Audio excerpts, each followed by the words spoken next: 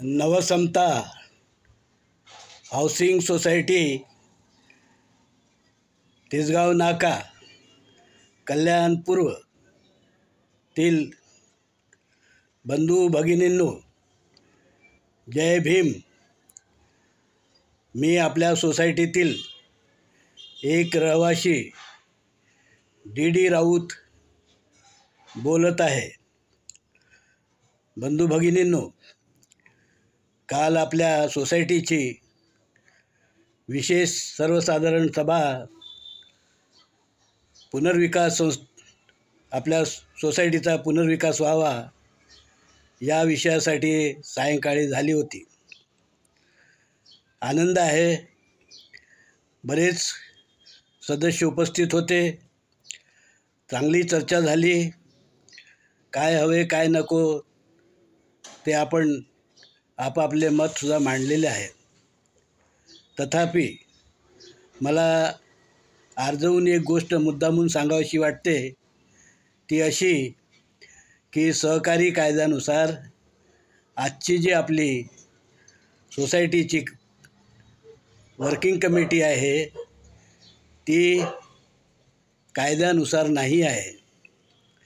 त्यामुळे सामान्य बाबीसाठी आपली कमिटी जरी चालत असली तरी पुनर्विकासासारख्या महत्त्वाच्या विषयासाठी आपल्या समितीने घेतलेले निर्णय योग्य ठरणार नाहीत. त्याकरिता आता आपल्याला आपली सोसायटी जुनी झालेली आहे, पुनर्विकास आवश्यक आहे. हे सगळं खरं असलं तरी आपल्याला केवळ घाई करून चालता येणार नाही, तर त्यासाठी स्टेप बाय स्टेप कायदेशीर पद्धतीने आणि योग्य त्या मार्गाने आपल्याला पुढे गेले पाहिजे. त्याकरिता पहिली स्टेप ही होईल की आपल्या नवसमता हाऊसिंग सोसायटीची कार्यकारिणी निवड करून कायद्यानुसार बनवून घ्यावी. त्यासाठी सहकारी सोसायटी उपनिबंधक यांच्या कार्याकडे आजच्या कमिटीने अर्ज करावा. त्यांची परवानगी घ्यावी. किती सदस्याची कमिटी असेल, त्यामध्ये जनरल किती असतील, महिला किती असतील, शेड्यूल कास्ट किती असतील, NT किती असतील, एकूण कमिटी किती लोकांची असेल वगैरे वगैरे हे घेऊन ती निवडणूक या मार्चमध्ये आणि एप्रिलमध्ये आपल्या सोसायटीने त्यांच्यामार्फत करून घ्यावी. आपण एक स्टेप आपण व्यवस्थित करून घेतली की आपल्याला कायदेशीर ज्या बाबी आहेत त्या पुढे नेता येतात. आणि आज ना उद्या कुठलाही बिल्डर हे विचारणारच आहे की तुमची कमिटी वैध आहे का, कायद्याने बनवलेली आहे का.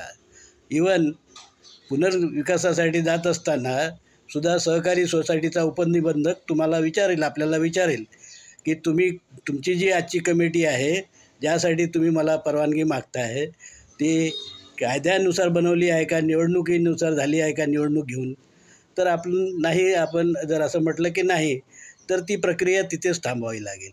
त्यामुळे मला वाटतं मार्च आणि एप्रिल महिना आपल्याकडे आहेत.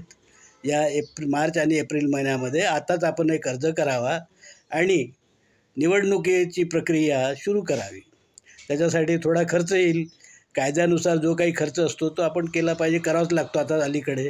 त्याशिवाय कुठल्याही सोसायटीला असा नॉमिनेट केलेले सदस्य आता घेता येत नाही. त्यामुळे निवडणूक ही आपल्याला घ्यावीच लागते. त्यासाठी ही पहिली स्टेप आपण लवकरात लवकर सुरू करावी अशी माझी आपणा सर्वांना नम्र विनंती आहे. धन्यवाद. परत एकदा सगळ्यांना जय भीम.